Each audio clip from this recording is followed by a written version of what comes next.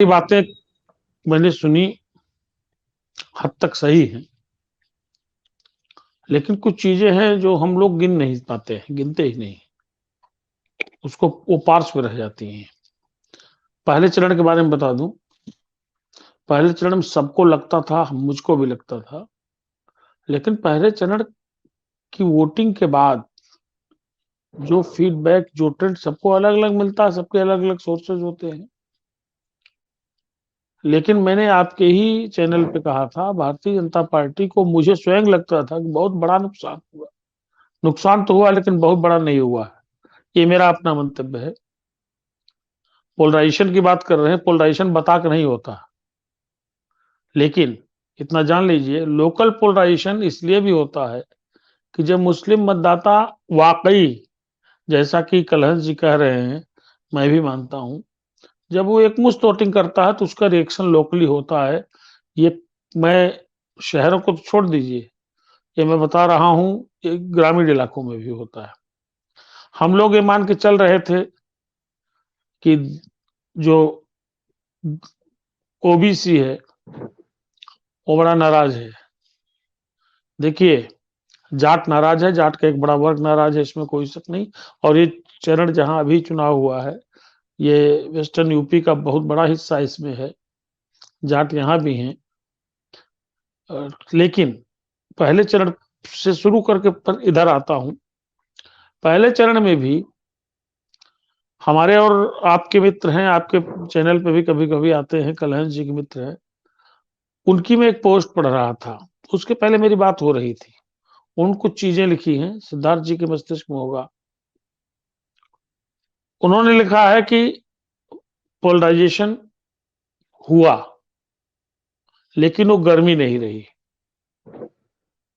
उन्होंने ही लिखा है, ये बात बड़ी मायने रखती है, क्योंकि वो जी। विशुद्ध दशा विचारधारा की दृष्टि से नरेंद्र मोदी को जितना अजय शुक्ला नहीं बोलते होंगे, उससे ज्यादा वो बोलते हैं। उन्होंने लिखा है कि धीमर, सैनी, सविता, नट और कुछ दलित भी, इन्होंने, इसमें कोई कोताही नहीं हुई भाजपा को वोट देने में। और दूसरी बात मैं बार बार कहता हूं, जो इस चरण में भी प्रभावी है, कि हम बसपा की भूमिका को कायदे से क्यों नहीं देखते हैं। मुझे लगता है कि बसपा परोक्ष रूप से भारतीय जनता पार्टी का फायदा कर रही है, टिकट डिस्ट्रीब्यूशन से लेकर के। अभी आप सोचिए, ईस्टर्न यूपी में कई सीटों पे बसपा ने एकदम आखिर तक इसलिए टिकट नहीं दिया कि उनको इंतजार था कि देख ले समाजवादी पार्टी किसको टिकट देती और कौन कैंडिडेट बेहतर होता है, जिससे उनका फायदा कितना हो न हो, लेकिन भाजपा का नुकसान कम हो। ये चीज पूरे पश्चिमी उत्तर प्रदेश में, खासतौर से इस बेल्ट में, ध्यान रखिएगा, 2007 में इस इलाके से बम्पर सपोर्ट मिला था मायावती को, संभल, अमरोहा से लेकर के सहारनपुर तक। तो हेमंत सर, फिर इसीलिए तो 12, बोला जाता है मायावती को बी टीम बोला जाता है बीजेपी की, अब वो शायद। बोला जाए, बहुत चीजें बोली जाती हैं, बोला तो ओवैसी को भी जाता, ओवैसी कोर्ट ही नहीं मिल रहा। सिद्धार्थ जी एकदम ठीक कह रहे हैं, ओवैसी कोर्ट नहीं लेकिन मिल दोनों रहा। में बहुत फर्क है ना सर। कांग्रेस को भी वोट नहीं मिला। हाँ, बीएसपी के जो मुस्लिम कैंडिडेट्स हैं, जो मजबूत कैंडिडेट्स हैं, उन्होंने मुस्लिम वोटों का डिवीजन किया है, ये भी पुख्ता खबर है, मेरी अच्छा। अपनी खबर है। और वही उम्मीद बीएसपी और हो सकता है भाजपा को भी इस चरण में रही हम्म। होगी, निश्चित हम्म। सुनिश्चित रूप से रही होगी। जी। तो इस पक्ष को भी आप देखिएगा कि ओवैसी जो काम नहीं कर पा रहे हैं, अगर उससे बड़े पैमाने पर वही काम बहन जी कर रही हैं, तो है ही है। और एक और खतरनाक खबर है, सिद्धार्थ जी से मैंने चर्चा की थी, हम्म। कि पता नहीं क्या अंडरस्टैंडिंग है कि कई स्थानों पर आज भी कम से कम 3 कंस्टिट्यूंसी से बात सामने आई कि अगर बहन जी ठीक नहीं लड़ रही हैं तो दलित भी दे रहा है भाजपा को वोट। क्या अंडरस्टैंडिंग है? हो सकता है कुछ ऑर्गेनाइजेशनल दृष्टि से इस तरह की प्लानिंग की गई हो, वो कर रहा है। और कई जगहों पर भाजपा बसपा को सपोर्ट कर रही है। जहां समझती है भाजपा की हारी हुई सीट है। तो इलेक्शन है, 20 गांव लोग चलते हैं, सब होशियार दिमागदार हैं। और तो मैं मतलब सत्य कह पर्दे के रहा हूं, पीछे काफी कुछ चल रहा है। मैं यही तो कह रहा हूं कि एकदम से ऐसे मान लेना। अभी ईस्टर्न यूपी की कई जिलों के बारे में मुझे लगता था कि हाँ, समाजवादी पार्टी स्वीप करेगी, लेकिन अब जब कैंडिडेट्स आए और काउंटर कैंडिडेट्स जब आए, तब देख रहे हैं कि वहां माहौल ही बदला जा रहा। तो ये इलेक्शन है, इलेक्शन में सबके अपने अपने दांव होते हैं। फिर भी इसमें कोई शक नहीं कि पहले और दूसरे चरण में जो अखिलेश यादव के नेतृत्व में गठबंधन है, वो बाकी दलों से आगे रहेगा। और ये नुकसान तो भाजपा का दोनों चरणों में हो रहा है, ये एकदम से सत्य है, स्थापित सत्य होने जा रहा है 10 मार्च को। लेकिन अब ये इस बात पर जी निर्भर सर। करेगा कि यहाँ भाजपा कितना घाटा खाती है। जी सर, यहाँ कितनी भाजपा सीटें सर कितना घाटा आपके खाती हिसाब है, से?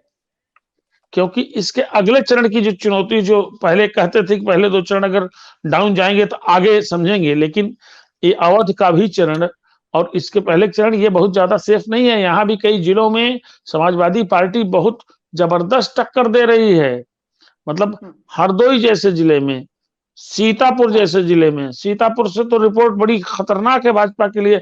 अगर जो दिख रहा है उन्हीं क्वेश्चंस पे वोटिंग होती, उसी पैटर्न पर अगर वोटिंग होती है। मैं देखिए, मेरी आदत में एग्जैक्टली जब तक अपनी पूरी स्टडी न कर लूं विनीता जी, मैं नहीं बता सकता हूं किसको 32 मिलेगी, किसको 35 मिलेगी। लेकिन इतना तो जानिए कि पिछले चुनाव में भी यह बहुत ठीक है, 38 सीट मिल गई थी तमाम कारणों से, उस वक्त लहर जैसी चल रही थी। और इसमें कोई शक नहीं, पोलराइजेशन भी एकदम खुला दिख रहा था, खुला दिख रहा था। तो आज थोड़ी बाधा हो रही, कुछ नेटवर्क की भी दिक्कत है, लेकिन आवाज आ रही है। इतना तो तय है कि पूरे 55 सीटों में गठबंधन सबसे आगे रहेगा। अब बाकी नीचे के क्वेश्चंस कैसे चले, क्या हो, इस पर तो मैं एकदम से एक नंबर तो नहीं बता सकता हूं। हाँ, ठीक है सर। इतना सुनिश्चित है कि बाकी 5 चरणों के लिए भारतीय जनता पार्टी की परेशानी पहले से बढ़ी हुई थी। यहाँ के जो रिजल्ट आए हैं, अभी अखिलेश यादव बयान दे रहे थे, सुना होगा, आज ही बयान दिया उन्होंने कि पहले चरण के मतदान के बाद मुख्यमंत्री को रात भर नींद नहीं आई। और योगी जी ने कहीं और बयान दिया। तो ये सब पॉलिटिकल दावे हैं, लेकिन जो दिख रहा है उसमें कोई शक नहीं कि गठबंधन इन दोनों चरणों में आगे है। कितना आगे है मैं ईमानदारी से नहीं बता सकता हूं।